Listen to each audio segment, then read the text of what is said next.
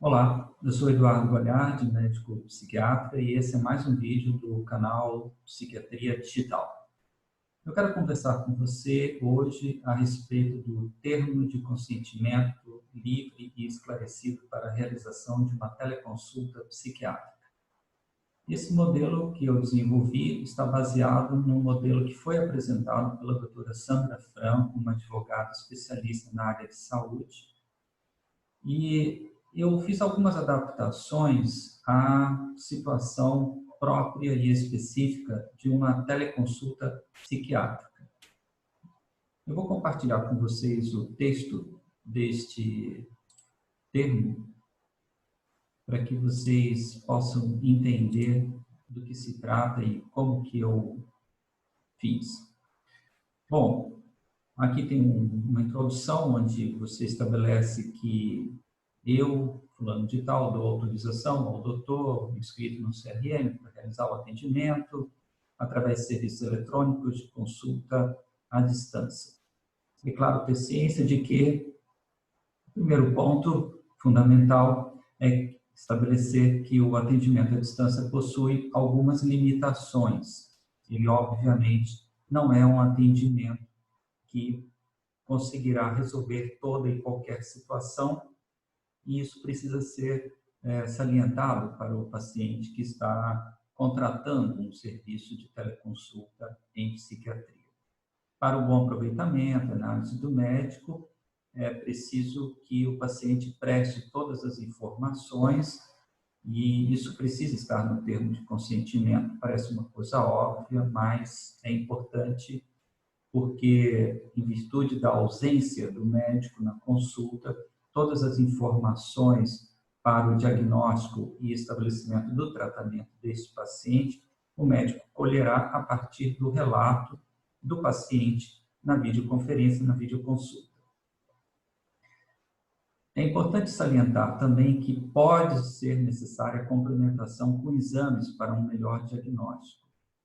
E, do mesmo modo, é importante também destacar que a presença do paciente pode vir a ser solicitada pelo médico para uma complementação do diagnóstico, uma complementação da avaliação. Um outro ponto que, às vezes, não consta nos termos de consentimento que eu andei pesquisando é a necessidade eventual de encaminhamento para um serviço de saúde local. Exemplo bastante simples, um paciente em telepsiquiatria que reporte ou que manifeste ideias de suicídio ou alucinações intensas, uma piora do quadro que a gente esteja acompanhando, e pode ser desejável ou indicado que a gente encaminhe esse paciente para um serviço local de referência, ou que a gente tenha como referência para uma abordagem mais imediata, urgente desse caso. Isso precisa constar no termo de consentimento, para que o paciente entenda que ele está realizando uma teleconsulta, mas, na verdade, é importante ele entender que a teleconsulta é apenas um dos meios de chegarmos ao diagnóstico e que outros meios complementares podem vir a ser necessários e poderão ser utilizados pelo médico.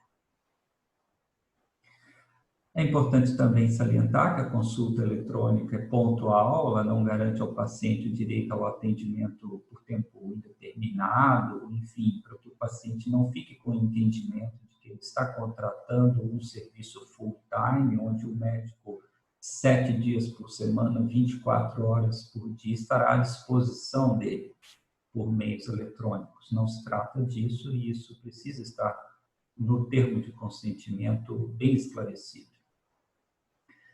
Um ponto que é um tanto quanto controverso, mas eu optei de assinalar no termo de consentimento este que eu estou apresentando para vocês, a proibição da gravação da teleconsulta, seja por mim, seja pelo paciente, sem o prévio consentimento das partes envolvidas. Isso inclui também a proibição de se fazer capturas de tela durante a realização da teleconsulta.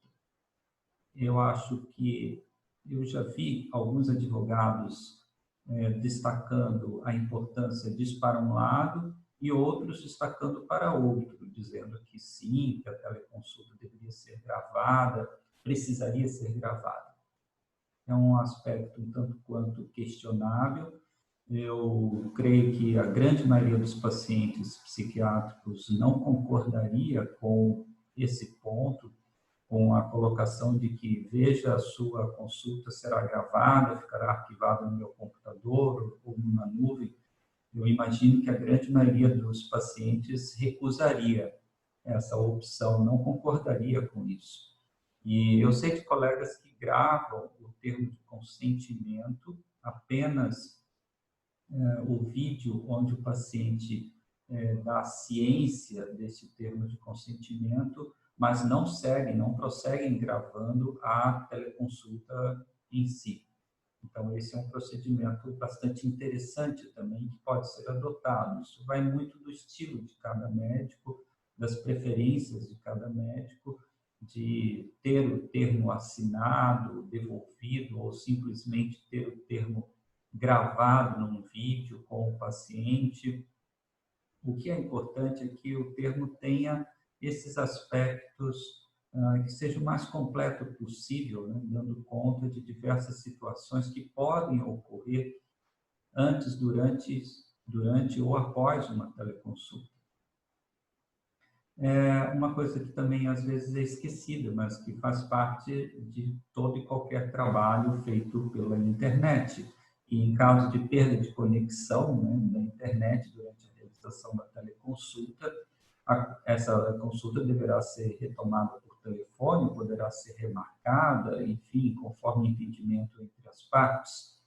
É uma situação que a gente espera que não aconteça, mas ela pode acontecer, sobretudo em regiões onde a gente esteja falando com o paciente e o sinal de internet seja muito fraco, o sinal de Wi-Fi seja um problema.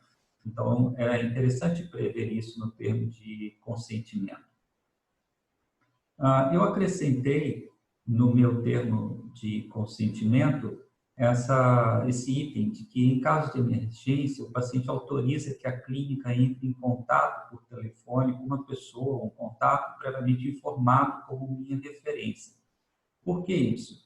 Alguns autores destacam que isso é um ponto importante, porque, em caso de emergência, como eu já dei o exemplo de um risco de suicídio, seria interessante o médico poder acionar, poder abordar, poder entrar em contato com uma pessoa de referência, ou diante de alguma outra emergência detectada na teleconsulta, seria interessante que o médico pudesse, então, entrar em contato com uma pessoa colocada, informada como o seu contato de referência pelo próprio paciente. Então, isso é uma cláusula, um item que eu creio ser muito interessante, é uma cláusula de segurança no termo de consentimento para a teleconsulta psiquiátrica. É claro que uma situação de teleconsulta onde você esteja realizando essa consulta, mas o paciente esteja falando com você a partir de uma clínica, a partir de uma unidade de saúde, isso muda bastante, porque, como eu já tenho falado, isso permite, isso possibilita que você realize a teleconsulta com o paciente X, mas que, em caso de necessidade, você possa, nesse mesmo momento, ou em seguida a realização da teleconsulta, você consegue falar com algum membro da equipe desta unidade de saúde, desta clínica, deste hospital, de onde a videoconferência está sendo realizada. É muito diferente da teleconsulta realizada a partir da casa do paciente, que é uma situação muito cômoda, é uma coisa que é apresentada, um aspecto que é apresentado como o coração da telemedicina, mas é um tanto quanto questionável do ponto de vista de segurança, porque é incomparavelmente mais seguro que o paciente esteja numa unidade de saúde e a gente possa contar com o auxílio de toda uma equipe que estará em torno deste paciente, inclusive auxiliando na realização desta teleconsulta, que muitas vezes é um obstáculo, é quase que intransponível para um paciente sem essa intimidade com as ferramentas digitais. Imagine um paciente mais idoso ou um paciente pouco digitalizado, digamos assim, lidando com uma plataforma de telemedicina, por mais simples que seja, realizando uma teleconsulta com o médico, informando sobre o resultado de algum exame, precisando ou querendo compartilhar uma tela com o resultado de exame. Portanto, isso pode ser bastante complicado, né? E inviabilizar a teleconsulta praticamente. Um outro ponto que eu incluí no meu termo de consentimento é que o paciente autoriza que o médico, ao término da teleconsulta, envie para ele um relatório sucinto sobre essa teleconsulta.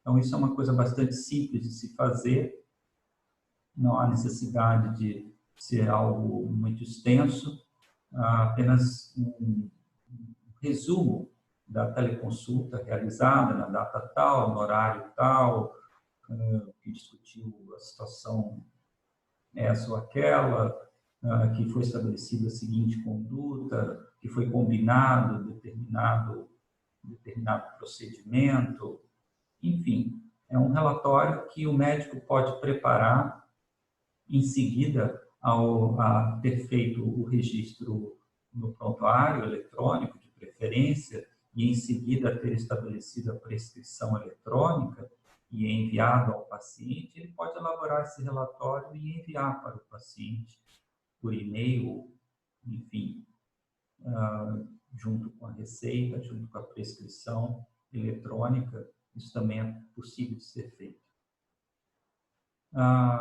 É interessante informar ao paciente, esse é um aspecto bastante específico de uma teleconsulta psiquiátrica, que todos os documentos solicitados, como atestados, laudos e a própria prescrição eletrônica, serão enviados em até 24 horas. Por que é importante que isso conste do termo de consentimento? Porque, por uma série de motivos, o médico pode precisar de mais tempo para a elaboração destes documentos. Pode ocorrer uma falha no envio, pode ocorrer um problema com a internet, e se o paciente tiver a ideia de que a realização da teleconsulta já em seguida significa também o recebimento de uma receita ou de um laudo, isso pode criar problemas na relação médico-paciente. Então, é interessante que o paciente seja informado que esses documentos serão enviados por via eletrônica, mas que haverá um prazo para que ele os receba. E, atrelado a esse ponto, este é um detalhe também de uma teleconsulta psiquiátrica que não pode ser esquecido, é destacar que as receitas controladas do tipo A e do tipo B, as receitas amarelas e azuis, não têm como ser enviadas por via eletrônica. Não é permitido o envio por via eletrônica e, portanto, se de alguma forma o paciente tiver a expectativa de recebimento de uma destas receitas ao final de uma teleconsulta, é importante que ele seja informado que essa expectativa não será atingida, a não ser, é claro, que essa teleconsulta esteja sendo realizada dentro da mesma área geográfica em que o paciente e o médico estão. Exemplo, o paciente estando num bairro de São Paulo e o médico estando num outro bairro de São Paulo. Nesses casos, é claro que é possível se providenciar o envio de uma receita física de uma medicação controlada, como um benzodiazepínico, através de um serviço de mensageiro, de um motoboy, enfim, de algum sistema de entrega a domicílio perfeitamente viável dentro da própria cidade. Lembrando que, se o paciente estiver numa outra cidade, que não a do médico, isso já vira um problema, porque a receita teria que ser enviada pelo correio, enfim, trazendo uma série de dificuldades, de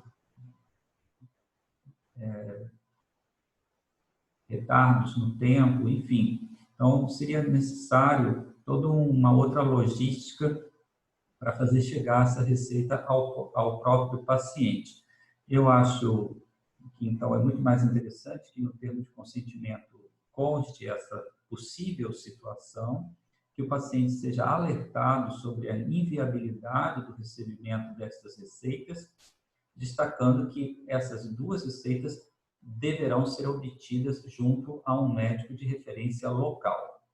No caso, voltando a falar do exemplo, no caso de um paciente que esteja realizando a teleconsulta a partir de uma unidade de saúde, seja pública ou privada, em contato daí com o seu psiquiatra numa outra ponta, isso não seria um problema. Podemos imaginar que o paciente realiza a teleconsulta, há uma indicação, por exemplo, de uma receita de um benzodiazepínico, e o médico psiquiatra, neste mesmo momento, em seguida da teleconsulta, já relata essa indicação para um outro profissional de saúde presente na outra ponta da videochamada, da videoconferência, e esse profissional de saúde providencia que essa prescrição seja feita no local onde o paciente está fazendo a teleconsulta. Entenderam como seria interessante? Então, é muito mais garantido, é muito mais seguro que o paciente realize a teleconsulta a partir de um estabelecimento de uma unidade de saúde, pelo menos no caso das prescrições controladas, isso resolve bastante bem o problema. Bom, em linhas gerais, esse é o termo de consentimento livre e esclarecido, adaptado à teleconsulta, né, que eu desenvolvi. Vocês veem que aqui são só os outros elementos finais, né, onde a pessoa assina e data, dando ciência de que ela foi informada destes pontos. E é importante, só por último, destacar que o termo de consentimento não se trata de uma burocracia, de um obstáculo para a realização da teleconsulta, mas ele faz parte de todo um conjunto de medidas que o médico deve adotar no sentido de, primeiro, dar transparência a todas as informações, de tornar transparentes todos os seus processos de tomada de decisão, a todos os seus procedimentos. E é importante daí envolver também esses aspectos de uso de novas tecnologias, porque nós já conhecíamos, como médicos, os termos de consentimento para a realização de diversos exames. E com a adoção desses recursos digitais, desses recursos tecnológicos, tornou-se muito importante que esses recursos também passassem a ser objeto de termos de consentimento, que eles, fazendo parte da relação médico-paciente, fazendo parte de todo o processo de investigação de um quadro, que esses recursos também, então, passassem pelo mesmo crivo, pelo mesmo processo de transparência nessa tomada de decisão. Então, em absoluto, um termo de consentimento, ele é uma coisa burocrática, uma frescura que alguns profissionais estão interpondo, né, numa coisa tão simples como a realização de uma videochamada. Absolutamente. De mais a mais, é importante, por último, lembrar que a Lei Geral de Proteção de Dados, que em breve estará em vigência no país, já prevê uma série de medidas nesse sentido, de modo que os dados sejam tratados com a devida responsabilidade, segurança, garantindo-se a privacidade. E dados em saúde, todos nós sabemos que são dados sensíveis. Portanto, o termo de consentimento para a realização de uma teleconsulta psiquiátrica está mais do que justificado. Bom, eu espero ter esclarecido esses pontos e ter contribuído, então, para esse debate sobre os preparativos, né, de uma teleconsulta em psiquiatria, trazendo a minha sugestão para um termo de consentimento livre e esclarecido para teleconsultas psiquiátricas. Obrigado e até um próximo vídeo.